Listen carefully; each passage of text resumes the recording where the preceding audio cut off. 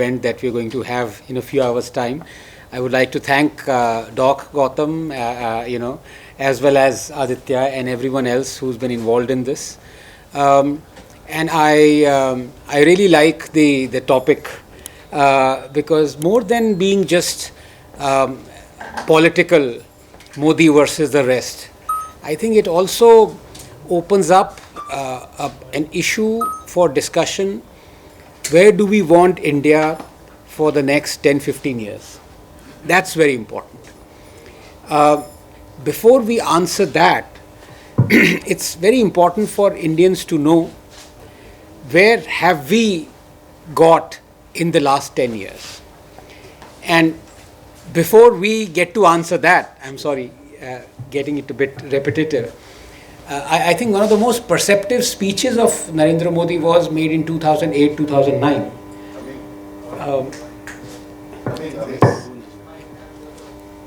But this is a smaller hall. Do we really? So We can do it. and being on TV debates, I'm very used to loud voice. So, he gave a speech in 2008, 2009, where he talked about the fact that he's going to create a nano class. Many people thought, what's this nano class, He said it will be above the lowest socio-economic strata, and it will be a bit lower than the lower middle class. If you look at the last 10 years, he has actually created this nano class of 200, 300 million people. What do I mean by that? I mean that this is a class that is right now, or for the last 10 years, was not concerned about the issues that affect the middle class people, or that affect a lot of people who say that we want to be reaching a particular place culturally or socially, or this is what we want, this is what we are not getting, or things that affect them, you can say psychologically, or India in the long run, UCC. They say no, we are not sure where we're getting our next meal from. Why do you think we should be bothered about whether Hindu temple should be in state control or whether UCC? Where is our next meal? We go to the fields to in lieu because we don't have a toilet, and our daughters and mothers are sexually assaulted. We get so many diseases because of that. We want a toilet. We cook at home without cylinders. And household pollution is the single biggest cause for infant mortality. These were their issues. We don't have tap water. Irrespective of the fact that we walk miles to get some water, because that water is contaminated, our children die of diarrhea. So we get sick. We take our family to hospital. We immediately, in one stroke, become bankrupt because of out-of-pocket expenses. So he said, why are you talking to us about RTE or Places of Worship Act or Waqf Act?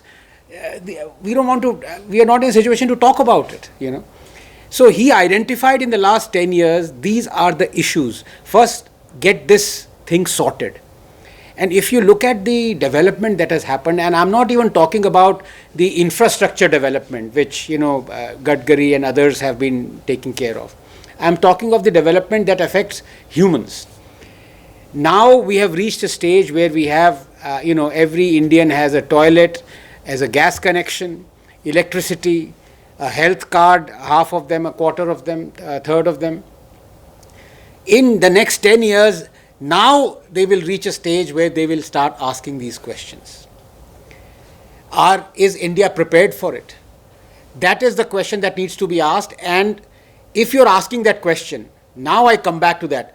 Who is best able to answer it? Modi versus the rest. So I'm really looking forward to having this discussion, Aditya, and I thank you for choosing this pertinent. Thank you. Yeah, I'll go with Hindi because most Please. of them are Yes. from Hindi media. I claim Meri Hindi achhi hai, but I leave it to the listeners to No, decide. Those who claim that their Hindi is good, they are actually English. So, yeah. And a Tamilian saying his Hindi is good, you can imagine. Please. I am half Tamilian. Oh, really? Then your Hindi must be really good. तो बात ये है बहुत अच्छा। पहला मुद्दा जो आपने उठाया कि मैंने कहा मोदी एंटी नेशनल है, और मैं इस पे बरकरार हूँ कि वो हैं। उस टाइप के एंटी नेशनल नहीं कि देश को माओइस्ट या नक्सल्स और चाइना से मिलके, पाकिस्तान से मिलके, मेरा मकसद वो नहीं था। मेरा मकसद प्योरली इकोनॉमिक और ग्रोथ पे था कि कुछ डिसीजंस ऐसी होती हैं जो कि हमारे देश को इतनी तेज़ी से आगे बढ़ाती हैं, और उसका रीज़न ये होता है कि वो एक तरह के अभी तक देश के सबसे बड़े रिफ़ॉर्म होते हैं, जो कि रिफ़ॉर्म का मतलब ये नहीं कि आपने एक रिफ़ॉर्म किया जो कि बहुत अच्छा रिफ़ॉर्म था लेकिन वो सिर्फ 5 लाख लोगों के लिए था या 1 करोड़ लोगों के लिए था। ये रिफ़ॉर्म जो फार्म लॉज जो मोदी जी लाए थे, 3 फार्म लॉज, ये हमारे देश को 10-15 सालों में मिडिल इनकम इकोनॉमी बना देता। हमारा जीडीपी पर कैपिटा अभी $2000 है, 10-15 साल में ये 10,000 या $11,000 हो जाता, इस टाइप का। क्यों? क्योंकि हमारी जो लेबर फोर्स है वो 515 मिलियन स्ट्रॉन्ग लेबर फोर्स है, उसका 44% एग्रीकल्चर में इन्वॉल्व है। वेस्टर्न कंट्रीज़ में जो मिडिल इनकम है वहाँ पे 2 से 3% इन्वॉल्व है, हमारे यहाँ 44% इन्वॉल्व है। एक ऐसे सेक्टर में, मतलब 250-300 मिलियन लोग, एक ऐसे सेक्टर में जो कि सिर्फ 14.5% जीडीपी को कंट्रीब्यूट कर रहा है। क्यों ऐसा क्यों हुआ? क्योंकि पिछले 70 साल में किसी ने भी इस एग्रीकल्चरल सेक्टर को रिफॉर्म करने की हिम्मत नहीं जुटाई। किसी ने भी खड़े होकर ये नहीं कहा कि ये गलत हो रहा है, इसको ठीक करना है। हर पॉलिटिशियन, सरकार पे सरकार, कभी कॉन्ट्रैक्ट फार्मिंग लाने की नहीं सोचा, एमएसपी बढ़ाते गए। एज ए रिज़ल्ट अभी हमारे पास हमारा बफर स्टॉक होना चाहिए 30-35 मिलियन टन्स, अभी है 100 मिलियन। जो बाकी 60 मिलियन है वो सिर्फ इसलिए है कि किसान डिमांड करते हैं कि हमें एमएसपी दो, और सरकार कहती है हाँ दे देंगे। इतना अनाज है कि चूहे खा रहे हैं, आदमियों के लिए भी। इनफैक्ट जब कोविड हुआ था तो सरकार ने कहा कि जो हमारे पास एक्स्ट्रा स्टॉक है अनाज का वो हम डिस्ट्रीब्यूट करते हैं। वो डिस्ट्रीब्यूट नहीं कर पाए क्योंकि वो अनएडिबल था, अनफिट फॉर ह्यूमन कंजम्पशन था। पर सरकार बटोरती जाती है क्योंकि किसानों को एमएसपी बढ़ाना है। ऐसी बहुत सारी, आप किसानों का सर्वे लें तो उसमें आप देखेंगे कि 28% किसानों ने कहा कि मैं नहीं चाहूँगा कि मेरा बेटा एग्रीकल्चर में रहे। ये सारे इश्यूज़ को मोदी जी ने 3 फार्म रिफॉर्म से लैंडमार्क वो किया, लाए, वो फार्म रिफॉर्म्स लाए। और सबसे दुख की बात यह है कि ये सारे फार्म रिफॉर्म सारे ऑपोजिशन पार्टीज़ के मैनिफेस्टोज़ में थे, कांग्रेस के specially. Point number 11, point number 19 2009 में एक जो उसमें रिफॉर्म था वो कांग्रेस की सरकार पंजाब में ऑलरेडी इंप्लीमेंट कर चुकी थी, अमरिंदर सिंह जब चीफ मिनिस्टर थे। लेकिन जो मोदी जी लाए तो पूरा हाहाकार मच गया। 1 साल तक हाईवेज ब्लॉक हो गए, हर रोज़ 3000 करोड़ का नुकसान हुआ, बिजनेसेस ठप गए, बहुत लोग मरे, जो भी हुआ आपने देखा जो सब हुआ। और फिर वो रिपील कर लिए, वापस कर लिए। तो मेरा नेशनल हित में स्टेप क्या होता है? आप रिफॉर्म लाएंगे, आप देश को आगे ले जाएंगे। देश के फार्मर्स ही नहीं, सब जो एसोसिएटेड लोग हैं एग्रीकल्चर से, वो फलेंगे फूलेंगे। वो नेशनल इंटरेस्ट में स्टेप है, और वो अगर आप वापस लेते हैं तो वो एंटी नेशनल स्टेप है। और जिसने वो एंटी नेशनल स्टेप लिया उसको मैं एंटी नेशनल कहता हूँ, इसलिए मैंने उनको एंटी नेशनल कहा। जी, कॉन्टेक्स्ट बिल्कुल जानती थी मैं। जी ये है, लेकिन कि जिस तरह का रोड ब्लॉक किसान आंदोलन को लेकर किया गया था, जी, सरकार के पास विकल्प क्या था? सरकार के पास देखिए, हमेशा अगर कोई क्रॉस रोड पे खड़ा रहता है तो वो सरकार खड़ी रहती है। अभी आप देख रहे हैं अमेरिका में क्या चल रहा है। स्टूडेंट प्रोटेस्ट जो जेएनयू में जब हुए थे 8 साल पहले, वो अभी अमेरिकन यूनिवर्सिटीज़ में हो रहे हैं। कल के आप वीडियो क्लिप्स देखें, अमेरिकन पुलिस उठा के उन्हें, एक तो उनको कोर्सेज से हटा दिया जो कि दंगा फसाद कर रहे थे, जेल में डाला, पीएचडी से हटा दिया। ये स्टेप ले रहे हैं।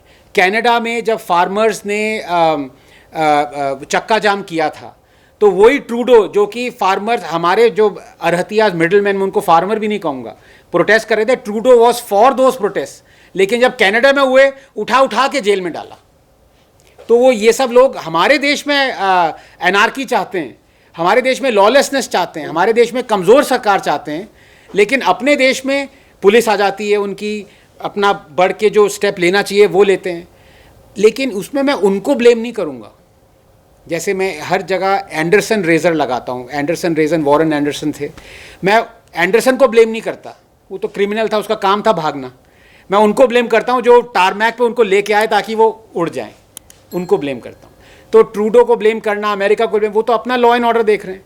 हमारे लोगों ने जब कहा कि आपने शाहीन बाग का एग्जांपल ले लीजिए, जब स्ट्रीट को इलीगली ब्लॉक कर दिया आपने 6-7 महीने तक, सुप्रीम कोर्ट ने कहा इलीगल है, तो आपने पुलिस क्यों नहीं भेजी उनको उठाने के लिए?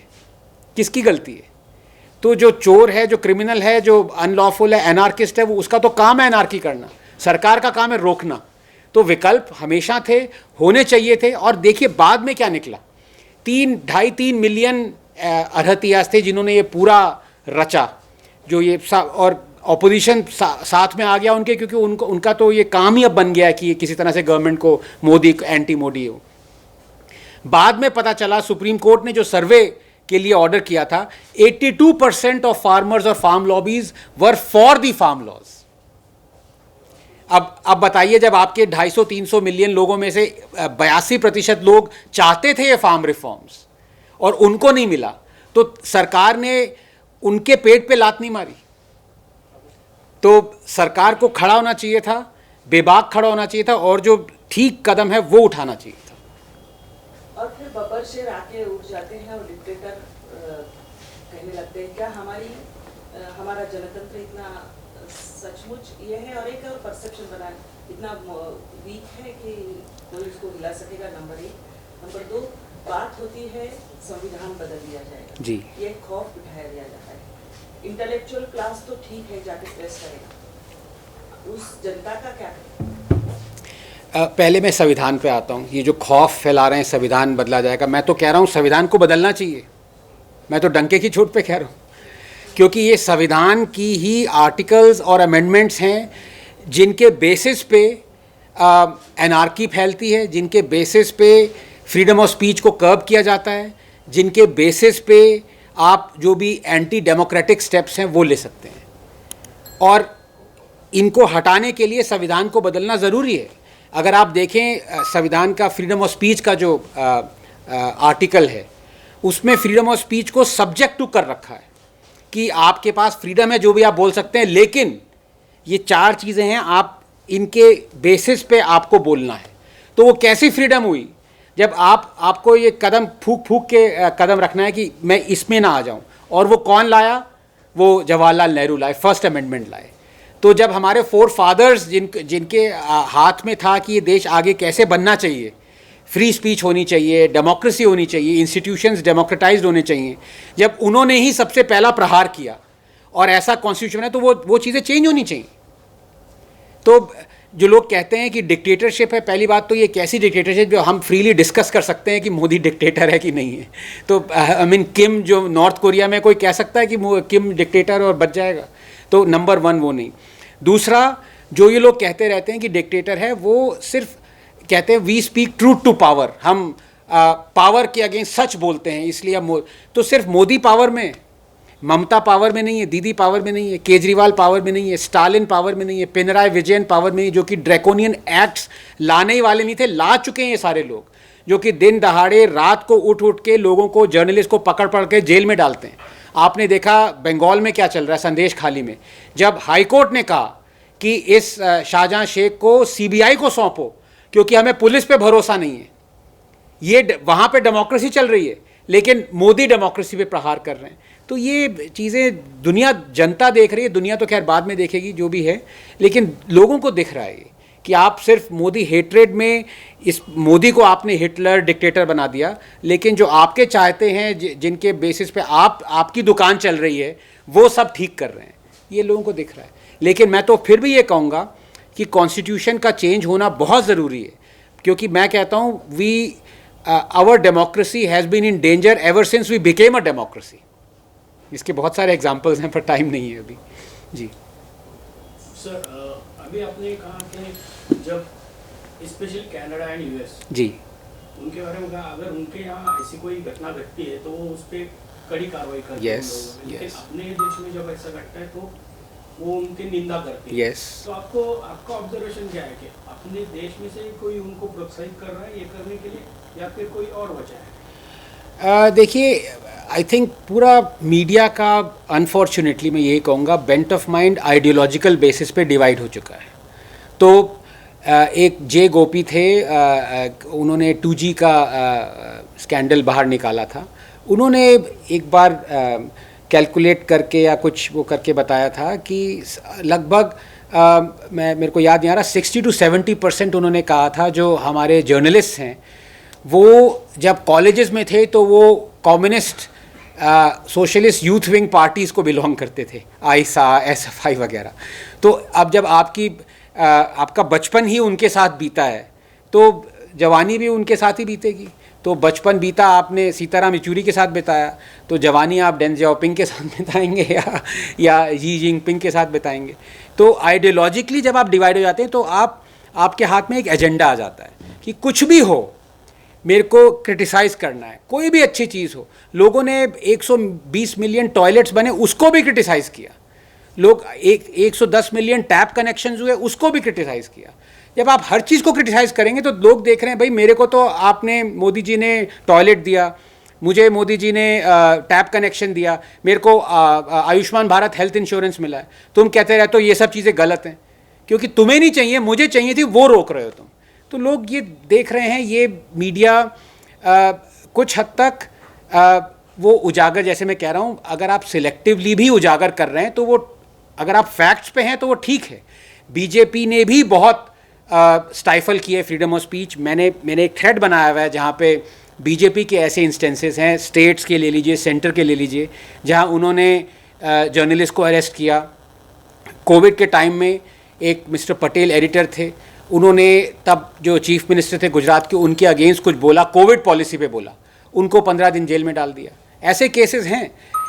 तो ये ठीक है मीडिया का कि वो उठा रहे हैं वो केसेस, लेकिन सिर्फ वही केसेस उठा रहे हैं जो ममता ने अरेस्ट किया, केजरीवाल ने अरेस्ट किया शीश महल के केस पे, जो publisher, well known publisher Badri थे, रातों रात उन्होंने कुछ ऐसे कहा, स्टालिन के भी नहीं कहा, लेकिन उनको अरेस्ट कर लिया गया, वो नहीं हटाते। तो बाहर की प्रेस सिर्फ वही देखती है जो मोदी कर रहा है और वो सोचते हैं कि सिर्फ मोदी ही ऐसी ड्रैकोनियन स्टेप्स कर रहा है। तो ये, पर इंडियंस को ये पता है कि ये सब लोग कर रहे हैं, उजागर सिर्फ जो बीजेपी कर रही है उसका हो रहा है। अब आप ये डेटा लाए हैं कि पूना में एक भी हॉस्पिटल नहीं है जहां वो कार्ड, मैं बता दूं, सो 330 मिलियन आयुष्मान भारत कार्ड्स बन चुके हैं distribute, 330 million, which is the population of America. 65 million, more than the population of United kingdom, लोगों का इस पे ट्रीटमेंट हो चुका है। आप कह रहे हैं पुणे में किसी का ट्रीटमेंट नहीं हुआ।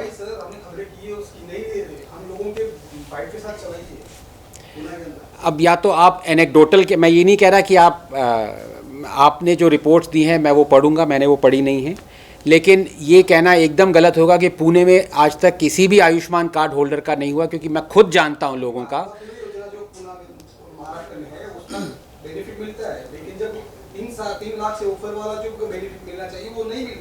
तो आप ये कह रहे हैं जो ये 65 लाख लोगों, 65 मिलियन, 6.5 करोड़ लोगों का आयुष्मान हेल्थ कार्ड से ट्रीटमेंट हुई है, ये गलत है। हां, मी एक छोटीशी रिक्वेस्ट अशी करीन की आनंदजी पुण्याच्या विषयाबाबतीत specific, he is not a expert to पुण्यात काय घडामोडी चालल्या आहेत या बाबतीत ते सांगू शकणार नहीं, मैं इनके लॉजिक की बात कर रहा हूँ। अच्छा, आपने खुद ही कह दिया लॉजिक नहीं है। कुछ ऐसे पेशेंट जो हमारे पास थे कि उन्होंने कहा कि वो डॉक्टर ने भी बोला कि नहीं ले सकते हम। ये इसमें कोई दो राहे नहीं है कि अब जैसे कई लोग ये भी कहेंगे 120 मिलियन टॉयलेट्स बनाए हैं लेकिन 5 टॉयलेट हैं वहाँ, वो तो काम ही नहीं करते, वो कमोड क्लॉग हो गया, तो वो हुआ, सच हुआ होगा। लेकिन आप ये कह सकते हैं कि 120 मिलियन टॉयलेट नहीं बने। तो वही मैं आपसे पूछ रहा हूँ कि ऐसे केसेस होंगे, बहुत केसेस होंगे, लेकिन क्या आप नकार सकते हैं कि यूके की पॉपुलेशन से ज़्यादा लोग पिछले 6 साल में ट्रीटमेंट ले चुके हैं आयुष्मान भारत से? अगर आप कह सकते हैं कि ये गलत है, तो अगर वो गलत नहीं है तो वो ट्रेमेंडस सक्सेस है हमारे देश के लिए। आप ये देखिए, बजाय ये देखने की कि 10 लोग 20 लोग ट्रीटमेंट नहीं ले पाए, 65 मिलियन लोगों को, गरीबों को ट्रीटमेंट मिला इससे, more than the population of UK. ये बहुत, आप नहीं सोचते ये अचीवमेंट है हमारे देश के लिए? मैं आपसे पूछ रहा हूँ, ये अचीवमेंट है कि नहीं है? फिर वो 10 और 15 एक मिनट, है कि नहीं है? Thank you. तो देखिए, अगर किसी का, जैसे मैंने वो आई ट्राई टू आंसर, मतलब अगर same ideological bent of mind है, जैसे यहाँ पे कोई quote and quote urban Naxal journalist है, वहाँ पे कोई लेफ्टिस्ट जर्नलिस्ट न्यूयॉर्क टाइम्स का कोई लिख रहा है, तो यस वो प्रॉम्प्ट करेंगे, उसी खबर को यहाँ पे एम्पलीफाई करेंगे, उसी, तो एक तरह से एक क्लीक बन गया वो। अगर उसको इंडिया की कोई खबर चाहिए तो वो उसी जर्नलिस्ट से लेंगे जो यहाँ पे है, यू नो। वो आपने देखा न्यूयॉर्क टाइम्स ने पूरा फ्रंट पेज कवर किया था कि केजरीवाल का education model is the world's best model, ऐसा आया था। कल हाई कोर्ट ने कहा है कि इससे ख़राब एजुकेशन मॉडल नहीं हो सकता। आप तो पता नहीं कितने 2 लाख बच्चों को किताबें नहीं दी हैं आपने, कि आप ये क्या घोटाला कर रहे हो। तो वही है, छपते हैं, पर वो रुकना नहीं चाहिए, मतलब उसको रोकना नहीं चाहिए। वो जो छाप रहा है वो छाप रहा है, जो सच है वो अल्टीमेटली उजागर होना चाहिए। जो गलत चीज़ छप रही है उसको आप कैसे रोक सकते हैं? क्या वो सही है? उनका डर सही है? अच्छा, अब मैं आपको ये, ऑपोजिशन तो लोगों को डरा रहा है, वो उसका काम बन चुका है एक तरह से। पिछले 10 साल में एक स्टेप नहीं लिया मोदी सरकार ने जो ऑपोजिशन ने सहारा हो, एक स्टेप नहीं लिया। लेकिन जहाँ जहाँ मोदी सरकार ने कॉन्स्टिट्यूशन बदला है, आई थिंक 2 बार बदला है, ऑपोजिशन ने मोदी जी का सपोर्ट किया है। क्या आपको पता थी ये बात? अब जैसे लोग कहते हैं कि राहुल गांधी कहते हैं इंस्टीट्यूशंस बिक चुके हैं, सुप्रीम कोर्ट बिक चुका है, क्योंकि सुप्रीम कोर्ट पॉकेट में है बीजेपी के, ठीक है। एक बार कांग्रेस तो खैर शाहबानो जजमेंट और बहुत सारी ऐसी judgement, bank nationalisation, supreme court की जजमेंट्स को ओवरटर्न करती आई है हिस्टोरिकली। जैसे 108 कॉन्स्टिट्यूशनल अमेंडमेंट्स भी कांग्रेस ही लाई है, जो ये कहते हैं कॉन्स्टिट्यूशन बदल दोगे। 108 बार तो आपने चेंज किया उसको। लेकिन इसमें मैं आपको बताना चाहूँगा कि एक बार मोदी ने सुप्रीम कोर्ट की जजमेंट को ओवरटर्न किया है पिछले 10 साल में। वो कौन सी बात थी? जब एक ड्रैकोनियन प्रोविज़न था SC/ST एक्ट का कि आप बिना इन्वेस्टिगेशन के किसी भी आदमी को अरेस्ट कर सकते हो। ये बाबा साहब अम्बेडकर ने भी कहा था ये गलत है। अगर आप उनका कोर्ट है कि ये गलत है, आप किसी आदमी को बिना इन्वेस्टिगेशन के आप अरेस्ट नहीं कर सकते। लेकिन ये नई प्रोविज़न में SC/ST एक्ट का प्रोविज़न था, supreme court struck it down, उन्होंने कहा ये गलत है। मोदी ने ओवरटर्न की सुप्रीम कोर्ट डिसीजन। किसने सपोर्ट किया उन्हें? कांग्रेस ने, आम आदमी पार्टी ने, TMC ने, हर पार्टी ने सपोर्ट किया। तो आप एक तरफ कहते हो कि मोदी ओवरटर्न कर रहा है सुप्रीम कोर्ट जजमेंट्स और पॉकेट में है, दूसरी तरफ जब वो ओवरटर्न करता है तो आप उसको सपोर्ट करते हो। ये कैसी हिपोक्रेसी हुई? ये तो वही बात हो गई इलेक्टोरल बॉन्ड्स की। एनोनिमस थे इलेक्टोरल बॉन्ड्स, आप कह रहे थे एनोनिमस इलेक्टोरल बॉन्ड स्कैम है, नहीं होने चाहिए। आपने खुद उन्हीं एनोनिमस इलेक्टोरल बॉन्ड से 2000 करोड़ रुपए लिए। ये हिपोक्रेसी नहीं है?